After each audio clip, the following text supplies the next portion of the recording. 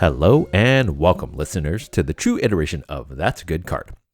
My name is Ya, and with me is the chillest CEDH co-host, Kyle. And he's going to have the job of getting me to say, that's a good card. While Kyle will be doing the convincing, I'll be playing the devil's advocate. And now is a good time to also remind you to hit that subscribe button wherever you're listening to us and give us your thoughts if you think that your opinions are different from ours. So leave a comment below and let us know what you think about today's card. Or you can suggest the card that you think can change the CEDH meta. And don't forget to stay tuned for our favorite closing segment, That's a Good Card? ? All right, Kyle, let's get started. All right, yeah, it's great to be back. And today is a pretty interesting one. Today's card is not recommended from anybody. This is just off my own dome. So I had noticed that we haven't actually had just a plain white card in quite a while. It's been quite a while. Now, we saw some like Orzhov cards here and there and a Jeskai card, but we haven't had anything that's just mono white. So I decided to bring a card today that I think has been seeing an uptick in play, and it's an older card, but a good one. Mm-hmm. And that card is Containment Priest. Now, Containment Priest is a 2-cost creature. It's 1 and a white. It's a human cleric, and it's a 2/2, so 2 power, 2 toughness. And it has flash. It also reads, if a non-token creature would enter the battlefield and it wasn't cast, exile it instead. And the flavor text is, some protection requires a bit of finesse. Pretty good one. I actually really like that. It's pretty good flavor text. Yeah, well, I'd give that like an 8.1 out of 10. Yeah. But like I kind of mentioned earlier, this card was seeing a lot of play, like I'd say, 2 years ago now? Whenever the resurgence, or whenever Kennan became like the original big bad of the meta, at that point, I felt like Containment Priest was at its most popular spot. And now, we're seeing it in 423 recent deck lists, according to CEDH Analytics, which is approximately 2%, 2 and change of the meta right now. And most notably, we've seen it top 16 in a post-ban, pretty large-scale tournament. So a mid-range Tiet list was running this card, and as I was perusing through all the top 16s of major tournaments that I see, just looking for spice, I kind of saw this card, and I was like, man, I haven't seen this card in a while. And this card used to be a great answer. So, yeah, I know that you've played this card before because I've actually seen you play this card before. What are your kind of initial thoughts on Containment Priest? I think I was playing it. I actually was just thinking about that. I think it was in your Winota list. Right? It was in my Winota list, but it's like also kind of weird because like, why would it be in my Winota list? That's what I thought about as well, because like this kind of hoses Winota's ability. That's true. Right? That's like true. It would be good, right? But maybe you already have such a good board state that like you're gonna win the game. I was gonna say you would have seen this a lot also during when Winota's reign of terror was kind of looming, like about 2 years ago. Yes. That you're Yes. absolutely right then. Yeah. And it's great against Kennan. Yeah, now that I think about it, I'm like 99% sure this was in your Winota list at one point.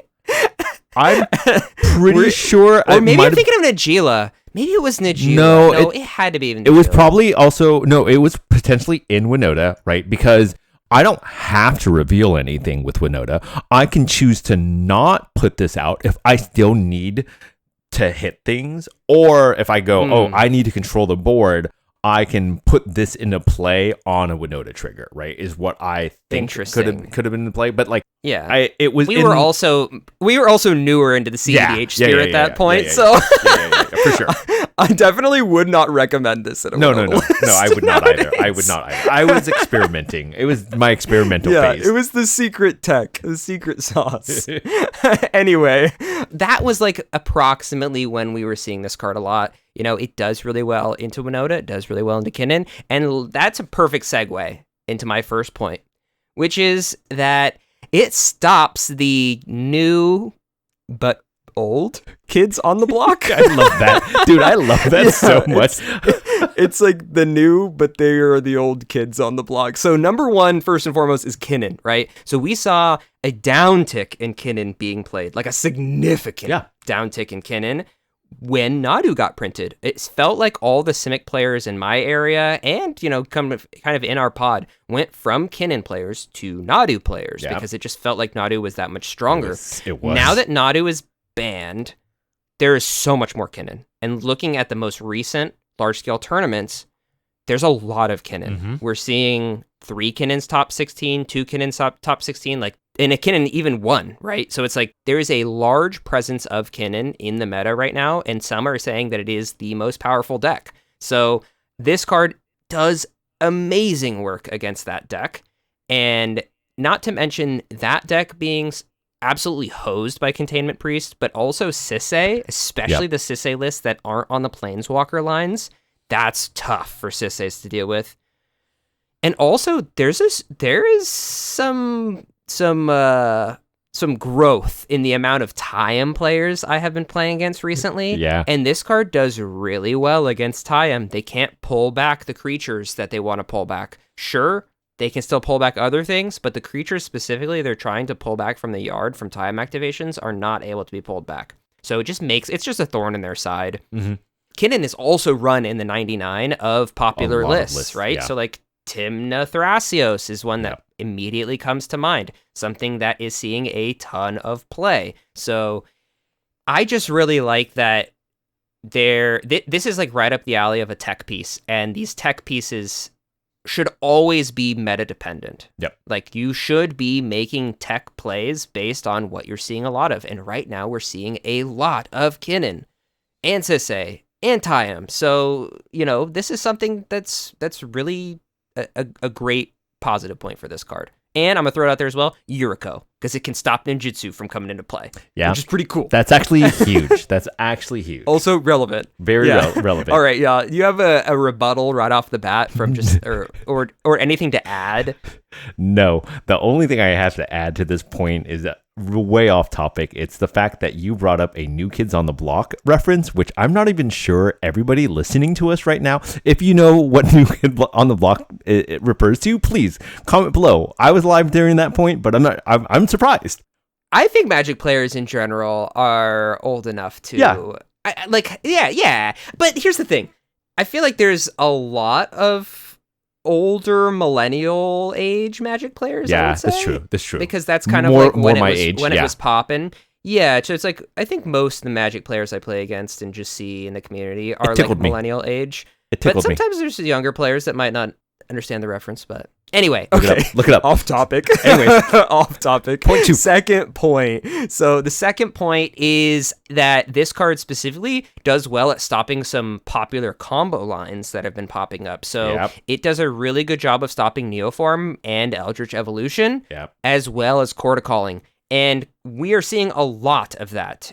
Any list, really, that I'm seeing Thrasios, you're probably running Neoform, Eldritch Evolution, and maybe even Chord Calling. All 3, really. It's kind of a trifecta right now. Like we talked about in the last episode on Hazel's Brewmaster. If you haven't seen that episode or listened to that episode, go check it out.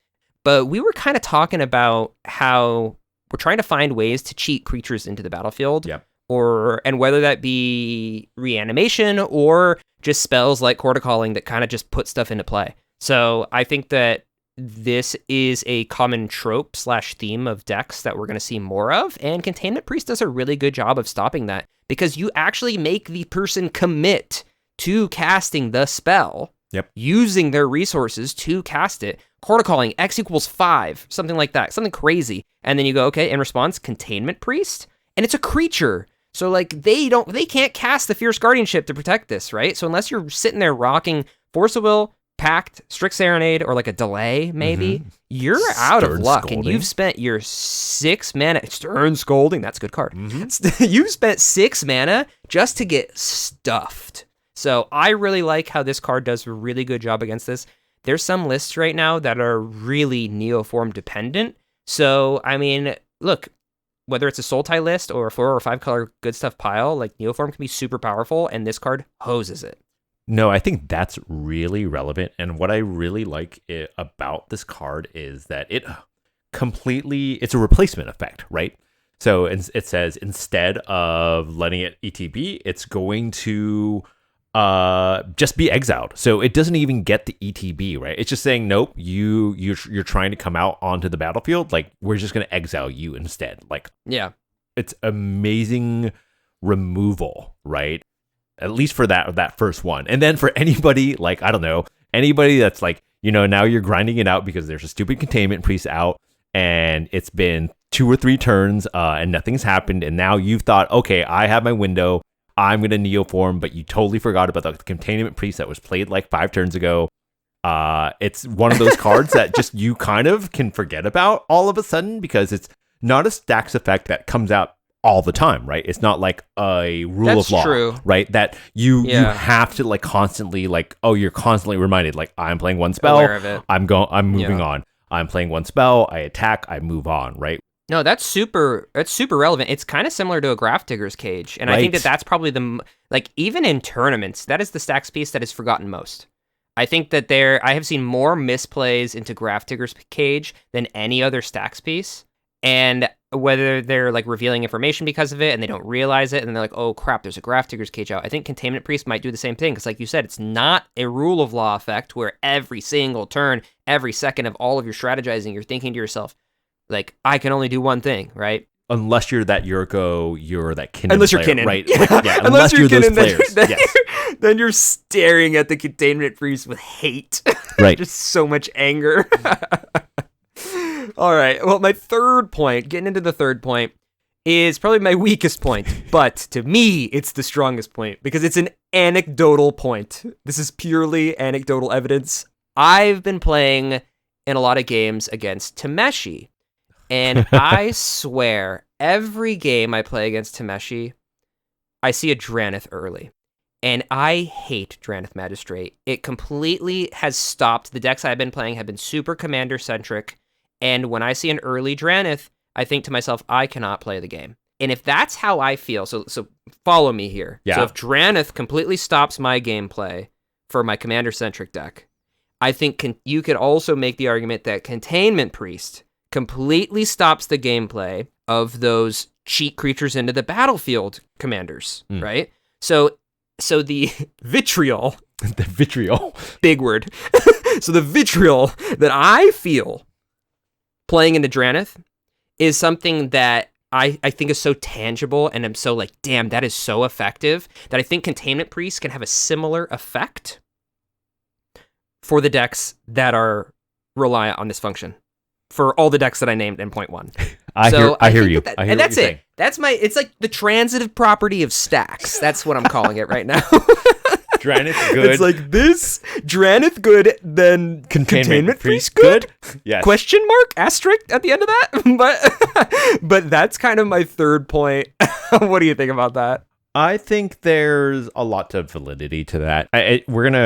I'm gonna address this a little bit in one of my points, as far as like downsides. But like, I think that with the bans, the meta slowed down, and so if you just need the meta, your pod to slow down an extra turn, so that you get a chance to do your thing, and like this is a card that's gonna do it. Yeah, I think this is great, right? Like a Dranith really slows down the table, right? Like, right, as you just said, like it totally hoses like that game plan. And so this having flash and allowing you to wait and bait out, like you said, that not even that interaction, but bait out the resources so that they fully commit so that you can get them to a massive Court of Calling or something like that. I really like that. And like that has a similar effect.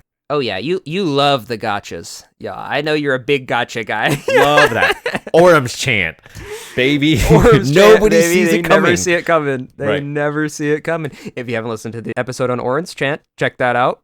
That's like our second episode ever. That's probably why we stopped doing so many white cards, like because I did Orim's chant, We've got we did so much Downey. hate for Orim's chant. You know what's crazy? And we're going to talk about this. This is a great segue. Listeners, if you're interested in hearing us go back and talk about the old cards that we talked about in the old podcast, subscribe to our Patreon. We are releasing monthly content. Basically, we just have a, campfire talk about the cards that we've already reviewed and kind of talk about where they are in the meta now. It's kind of like a reflection type thing. So if you're interested in that content, check out our Patreon, subscribe. It's super cheap. Have fun. Anyway, going back to the point, the last point. This is my point 4, aka the fun point, aka the point that doesn't really matter that much, but it's fun to me. And that is that people at the table can help you protect this stacks piece. So, and hear me out here, because it's kind of backwards. But because this doesn't hose everybody at the table, they can put you in political situations where one person or two people really hate this Containment Priest, but there's somebody else at the table with you that love it, and they're now your best friend, and they will help protect this stacks piece with you. Yeah. So you might make a friend at the table. Yeah, so I know that the inverse to that is like, maybe you should run stacks piece that makes everybody hate you, but at the same time, sometimes it's easier to navigate the table when there's only two people that hate you instead of three, if that makes sense. Yeah, so sometimes if you have a friend at the table, the game is easier to navigate. Just throwing that out there. And this is, yes, for tournament play. There have been many situations, especially in my local meta, where sometimes, everybody's working together because they realize what the threat assessment is. It happens very commonly in CEDH. Yeah, for sure. So, it's one of those pieces where if this isn't affecting somebody, they're going to work with you to protect it, which I think is really cool when you can play resources that other people are willing to protect for you. Mm-hmm. So that's my last point. All right, yeah, I'm ready. Time for you to put on your devil horns, be the devil's advocate.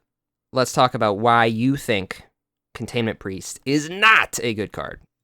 I definitely like we always say, like, there are some things you should really consider before you play a card like this. Like young Yaw had to figure out so long ago when he threw this into a Winota deck and was like, wait, this is a non-bow, right? Like, this doesn't kind of work out. And ever since Winota, and I definitely, Winota was probably one of the very first decks I was trying to build. It was cheap. It played a lot of not good cards, but great for Winota. And so the cards were kind of fun. And I enjoyed kind of putting the real cards for that together, but it got expensive. Anyways, since then, I kind of subscribe to the camp now that stacks is not necessarily the way to go, even in this new meta. I think that we're seeing a lot more stacks, but if you're like me and you consume a lot of content in general, you may have seen that Mons from CEDH TV just put out a video that says that he put it out 7 days ago. So when you brought this card to me, I went back and rewatched it. I have not seen it. His whole premise was that the less stacks you play, the more games you win. Okay. What I'm trying to say here is the stacks players are up in arms. Right. And they were up in arms when they saw that video too, right? Like, he's like, oh, he just doesn't want you to play stacks, like that kind of a thing. But like, oh, that's a tinfoil hat theory. The evidence he has, and he's saying that he's looked across thousands of games, right? Thousands of games and many, many tournaments, and that a lot of the decks that win, they just play less stacks. He's not saying that they play no stacks, right? Like, because Adranith is good. Adranith is probably, I don't know, for me, it's right up there with a Grand Abolisher, right? In terms of like, I get this out on the board, and it's like, uh-oh. And so that's a great stacks piece that you want to run. But he even called into question, like, his hot take, in my opinion, was calling out Orcish Bowmaster, right? And whether or not you should run that, because while it's like, it really can change the game, it may not win you the game. And so my downside for this card is like, yes, it stops somebody else from potentially winning the game, which gives you a chance, but it doesn't really drive forward your ability to win the game like a Adranith does, because Adranith is such a tempo play, whereas, and now I'm going to slightly go into my second point a little bit. As a Kennan player for a while, I played a Kennan. I played almost 100 games on Kennan, and I really like Kennan. If I see this card come down, I'm kind of stoked. I know, and that kind of goes against what you were trying to say. I want a grindy game with Kennan, right? I really want time to assemble my pieces, at least the version I have, right? And so the downside here is, like, as a Kennan player, I'm loving it because I get a chance, just like you pointed out in your last fun point. Like, I get to go, look, I'm hosed, right? If I try to remove this thing, you're going to stop me.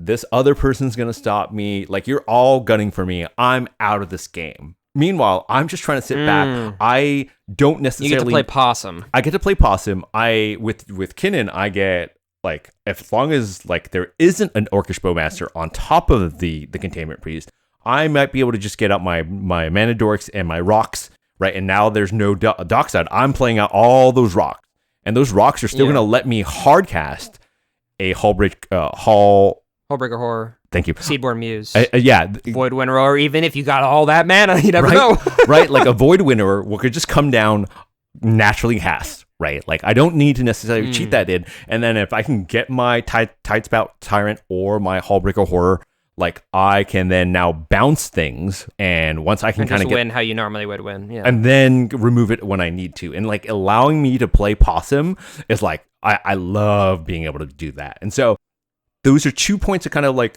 think about is like, does the Stax piece really allow you to win? Or is it just buying you time? Yeah. And if that's the case, then that's well and good.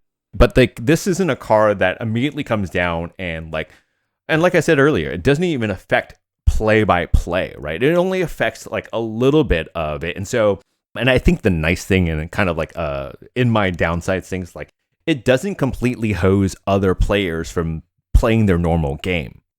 So it's kind of like a downside. Like now people can still cast to help things out, right? It isn't like a rule of law where it's like, oops, we're kind of hosed now. We've cast our own spell, and now we've all committed to this one counter spell, and now he's gonna bounce the Containment Priest via some other means, like or like by a channel effect. Yeah. So I'm saying 2 points here are be careful of the Stax pieces you're trying to bring in. I think this is potentially good, but there are dangerous scenarios. You can not necessarily kingmake other people, but you can put people in the driver's seat inadvertently if you're only slowing down 1 or 2 people at the table. Yeah, because like I said, like if I see this come down, it's like, oh, like I would just literally go, oh, like there's a Containment Priest. Like I don't know what you want me to do. Like I'm drawing cards, but I'm drawing into lands, whatever it may be. Like you're really going to have to like again do that threat assessment, and that's still a good thing to know and learn. But yeah, those are my 2 points wrapped into one. Okay, yeah. I think it's really interesting, the point you made about Stax, and I haven't seen the video from CEDH TV. I haven't seen that video yet that's talking about Stax being bad, so I'll take a look at that after the recording here. But my initial gut reaction with Stax is a very interesting one. So I have this theory, and I've talked about this before with people, where I think that when people are coming into CEDH for the first time, there's a shock. Oh, yeah. So beginner players experience this shock where they're like, holy shit, I just lost so fast. I just got my ass handed to me. I couldn't even play the game, right? Yeah. And it's that mindset shift that has to be changed from when you're coming from casual to CEDH. So because of that, I think that a lot of beginner players or newer players or players with generally less experience are initially drawn to Stax. Mm-hmm. Now, that being said, the players that... So there's like this what is that called? A pipeline. I think there's a pipeline, because I know it happened to me, where you're new to CEDH from regular EDH. You're like, shit, this is so fast. I want to slow everybody else down so I can actually play the game. I'm going to play Stax. You play a ton of Stax, you lose, and then you're like, shit, never mind. I'm just going to go play Turbo. Yeah. Or I'm going to go play mid-range control. Right? But here's the caveat. So I think that you might see a lot of players who have lesser experience playing Stax, and that might be an external factor that's leading to Stax not winning games as much. That being said, I think that the players that stick through it and end up committing to Stax, learning how CEDH is played, learning how to pilot Stax well, become very good Stax players. And I think that those players, if we can find the people like experienced Stax win rate versus experienced control, turbo, whatever win rates, if we could somehow get Stax or stats for that, which I think is almost impossible to find, I'm just saying, anecdotally speaking, I think it would look very different, and I think Stax becomes way more viable. But unfortunately, because newer players are drawn to it with less experience, they end up playing Stax pieces when they shouldn't. They end up not piloting the Stax to a high level. Like, I think about chess in this scenario, right? Like, players that aren't going to be playing to full efficiency are going to get absolutely destroyed with whatever strategy that they're going for. So if they're trying to play an aggressive strategy in chess, but they're not playing it to full efficiency, they're gonna get clobbered. And it's the same thing with Stax. If you're trying to do a Stax strategy and you're not effectively playing like the best possible way that you can play your stacks pieces, or get the most value out of your stacks pieces, or understand when is a good time to play them versus not playing them, you're gonna lose a lot of games playing stacks. Agreed. So that's my caveat out there / rebuttal to that argument, because I definitely have seen stacks be successful. So I disagree with that take immediately, but I understand where it's coming from, because there is a lot of bad stacks players out there. There are a lot of bad stacks players. There's a lot of maybe not bad, but inexperienced stacks players out there. And I think you kind of lead me into my last point pretty well here. If you're going to play cards like this in general, right, in terms of adding more stacks pieces to slow down the game, so because the game is getting slower already, one of the things I think you're going to have to learn to do, right, and this is taking your point of like, there are a lot of inexperienced, right? I'm not going to say bad. Like, you're just not as experienced yet. You need to become very good politically, or a very good instructor in terms of helping to teach people, potentially other inexperienced player. Let's say you are the experienced player, right? And this is the play.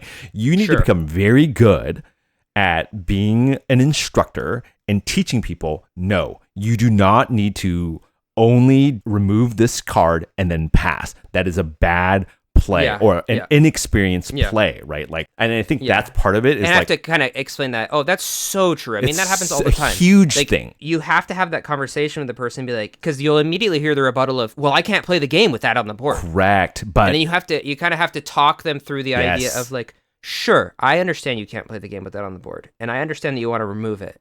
Are you able to progress your board state or put yourself in a winning position once you remove it?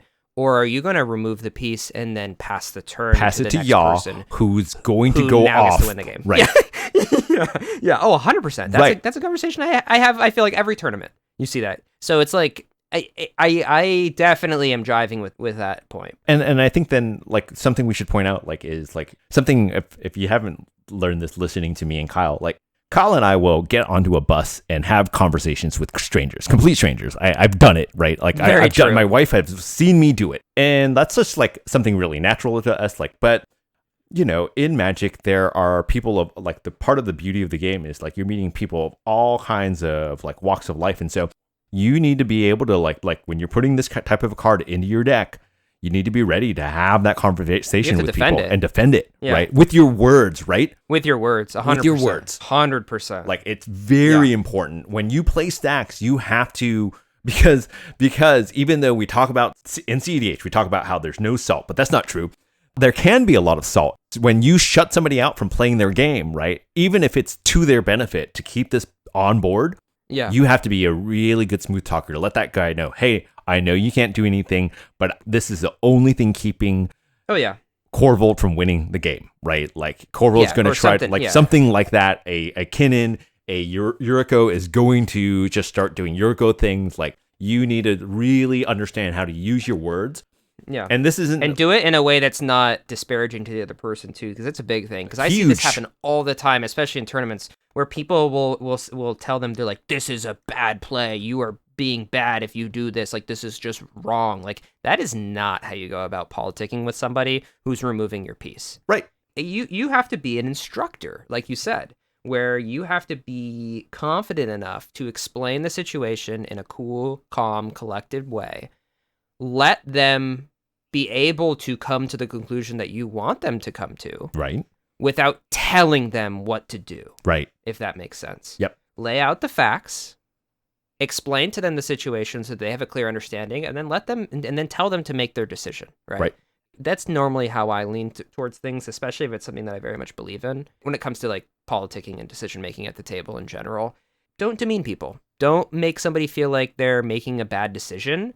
Simply change their perspective. Yep. Like, or have them view it in a different way, and then let them come to a decision, because they are a smart pilot. They might not be originally making the correct assessment, but it doesn't matter. Like, they're still a human being that's capable of playing this wonderful game of Magic. So let them make the decision themselves.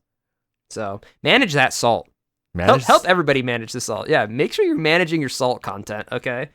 And I think otherwise your story is gonna go on a Howling Salt Mine podcast episode because the stacks you played made somebody flip a table. Right, and I think that's a really big part of it. Like when you play cards like this, it can, even though we say like there's no salt in it, like you're gonna still elicit a feeling.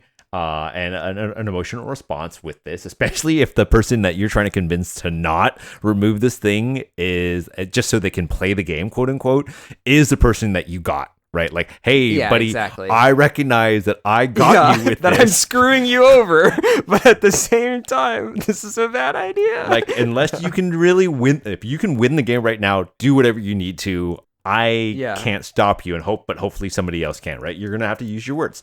So yeah, those are my points. As far as Containment Priest goes. All right, let's talk about the best points that each of us made. So I'll start off with the point that you made that kind of makes the most sense and is the biggest downside to this card. And I think it's the last one that we touched on. I started getting really passionate about this point, but I think the fact that you have to be able to defend this card with your words and not just cards in your hand, I think that's the biggest downside to the card, because like you said, not everybody's going to be comfortable enough to do this, especially in a tournament situation where, you're finally bringing your Stax deck to a tournament, especially if you don't know anybody, like if you're going to a tournament in a new area, like you don't have friends there. Like there's a big difference between playing this card with your pod of 4 friends that you play CEDH with every week versus going into a tournament and playing your first CEDH tournament and having to defend yourself in a high, quote unquote, high stakes environment. I think that's a really big point.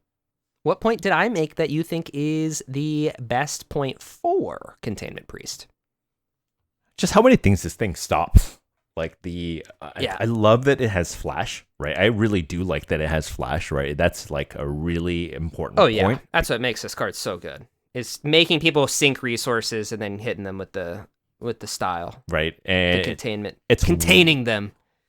we didn't even touch on it, but it's well cost, right? As well, right? Like it's a well cost card to kind of get out there and really kind of stop and slow people down. And I know I just talked a lot about all the different scenarios that you're going to probably find yourself in when you run this type of card, but like, if it slows down your game plan, everybody else's game plan, so that you can execute yours a little bit faster or get you to that window to win the game, awesome. Yeah, and I think it's cool that we've already seen it in successful lists. So like a Tiet list that you don't affect yourself by playing this card because Tiet doesn't really care about that. So I think that's pretty cool. Just like if you're able to slot this in as a piece that's going to be, very similar to a counterspell or interaction piece because it has flash, but then it also doesn't hurt your own game plan. I like that a lot. I do wish it had a 3-but, because the fact that it can die off 1 draw trigger to a Rhystic Study is very annoying. Like the difference is huge. It's quite significant. That's what makes Drannith so good. I actually think Drannith would be a balanced card if it had 2-but instead of 3. Like if it was just a 1-2 or even a 2-2. Dude, do you know how many times I've wished that? So much worse. Just like you're like, oh, there's 1 Rhystic trigger. I can play my Orcish Bowmaster and I'm so close to killing this thing, but I can't because it's got 3-but. Same thing with Thrasios. Like, why isn't it with Thrasios like a 1-2, right? Yeah. Same thing. Thrasios could be like a 0-4 and it would still be so good. It'd probably be better. It would be way better if it was an 0-4. You're absolutely right. Because now you get 3 draws off of it before, like, let's say somebody flashes out an Orcish Bowmaster to a Thrasios activation. That's 3. But it doesn't kill Ragavan anymore. Doesn't kill. Okay. Right. All right. Pretty big. All right, y'all. It's time for me to ask that question. Did we change your mind? Is Containment Priest a good card? To be completely honest, I started off this whole, like, coming into this conversation thinking this is a bad card, right? Like, not bad, but like it's not a card I like at all, because it is a little bit salt inducing. Like, I'll admit it now. Like, it's like, oh fuck, like I'm gonna play the part where I love seeing this card, but I also hate seeing this card. Let's be honest. I'm gonna give it a. Because it changed my mind, I'm going to say yes, but it's a little bit of a tepid yes, because of I still feel really strongly about my points about would I potentially consider running it if my meta called for it? Yeah, for sure. Like, and I think it's good enough for that for sure. But I'm also fairly confident in my ability to use my words, and make sure I can defend it when I need to. And it can elicit a lot of feelings, and so you just want to make sure you're ready for those things. Like anytime you play stacks, like when you play down in Draneth, you're getting swung on. You're gonna get swung on a lot more. You just need to be able to like kind of deal with those things. So yeah. So a tepid yes. A tepid yes. Yet a tepid yes. Okay, yes. then could you go ahead and say the thing, but like tepidly? Is that a word? That's a good card, most likely. That's a good card. It's no, don't say question mark though, because no, that's a different segment. That's a whole different ballgame. We're talking about those cards. This is mostly a good card. That's a tepid card. Tepid card. Tepid's a weird word. Stop it. I don't. All right, you heard it here, folks. We almost got him? Question mark. I think it's pretty cool. I think this is a meta call, but a meta call that can be super powerful. So it's the reason I brought it today. It wasn't suggested by anyone. I just straight up saw this in a list and I was like, dang, I think it's back. I think Containment Priest season. It's Containment Priest fall. I don't know if anything rhymes with winter that or if I can make that cool. Priest. It's still fall. What are you talking about? It's not even Halloween yet. No, we're going into... It's a Containment Priest party. Oh, whoa, I like that. There we go. Except Containment Priestess only wants people who are invited and not people who just drop in unannounced. That's the type of party you're going to get with the Containment Priest. Dang, you have to be on the list. You have to be on the list. She has to be expecting you in. Yeah, exactly. All right, y'all. It's time for our favorite closing segment. That's a good card? Question mark. If you haven't played this game with us, what we're going to do is I'm going to be providing Ya with an obscure magic card. And it's going to be Ya's job, as well as you, the listener, to guess everything about this card. Color, cost, type, flavor text, artwork, whatever you want to do. We also highly encourage you to pause the video after I name the card. Go ahead and write a YouTube comment with your guess down below. There's quite a few of you now who are putting their guesses in the comments, and it helps us so much. So we really appreciate you spending the time to leave a comment, leave a like on the video, and have fun playing a game and seeing how close you were. All right, y'all, are you ready for your card? Yep. All right, your card name is Reduce to Dreams. Wait, what? Reduce to Dreams? Reduce to Dreams. Reduce to Dreams. Sounds like a blue card to me, if I've ever heard of one. Gosh. Could be blue or white, though. Could be blue-white. That's not Orzhov. That's Azorius. It could be colorless. Oh, it could be. Oh, my gosh. I'm going to go with blue. You can't trick me. Reduce to Dreams. I'm going to go with... Dang it. I can't trick him. I'm going to go with... I don't know why. I kind of went back and listened and kind of looked at a lot of the old cards. And like for whatever reason, you and I love guessing like anywhere between the 3 cost and 4 cost range. Because I immediately went 3 cost. 2 blue, two generic, and a blue pip. So I'm going to change it up, and I'm going to say this is a singular. No, I'm going to say it's a generic and a blue pip. It's an instant. Okay, 2 cost. Yeah, 2 cost. Yep. Right. It's an instant, and it's just going to be a real basic B removal card, right? A la rapid hybridization, right? We're going to destroy. You're going to destroy. No, you're going to exile, right? Because it's going to be a dream, right? It doesn't even exist. It didn't exist. It doesn't even exist anymore. You're going to exile target creature. Oh, okay. Yes, creature. You're going to exile target creature, and its owner creates a 1/1 spirit. Okay. Exile target creature. Its owner creates a 1/1 spirit. Does the spirit have flying? No flying. It's one of those things. It's one of those things. Flying. Yeah, it's a walking spirit. It's a walking. It's really. Is it a blue spirit? Yeah, it's a white spirit. It's going to create a white. Okay, so it's going to create a white spirit, but it's a blue card. A blue card. Yep. Okay. And the art is flavor text on this bad boy. Flavor text is going to be. Something along the lines of I thrashed and I turned, but everywhere I turned, there you were. And then I woke. Whoa. Tiam. That's Tiam? right. I don't know. The Luminous Enigma. Yeah, a Luminous Enigma, right? And the art is going to be somebody, some elf, right, in its elf, bed, yep. sleeping, and it's like it's Yeah. looks all the blue like, elves out there in Magic. it looks like it's in the grips of like a nightmare. Okay. Or maybe Is it a cozy bed? yeah, it's a cozy bed. It's an elf bed. Come on. It's an elf bed. Okay. I'm gonna have a really fun time drawing an elf bed. Trees. All right. What do we got? You were really far off. But All right, it was buddy. a good valiant I like my card. effort. Yeah, it's a blue card. You got that correct. Okay. You didn't get anything else correct about That's this right, card, buddy. but it's blue. Reduced to Dreams is a 5-cost Holy card. crap. 3 colorless and 2 blue pips. Oh my God. It's a sorcery, and it reads, return all artifacts and enchantments That to their makes owner's sense. hands. That makes sense. And the flavor text reads, this world is a dream. We cling to our toys like children, but sooner or later we must learn to live without them. I'm gonna have to read more poetry. Quote, Sensei Hisoka. Oh my gosh. So this is what, from Kamigawa? Yeah, Betrayers of Kamigawa Okay, was when it was. that's- Yeah.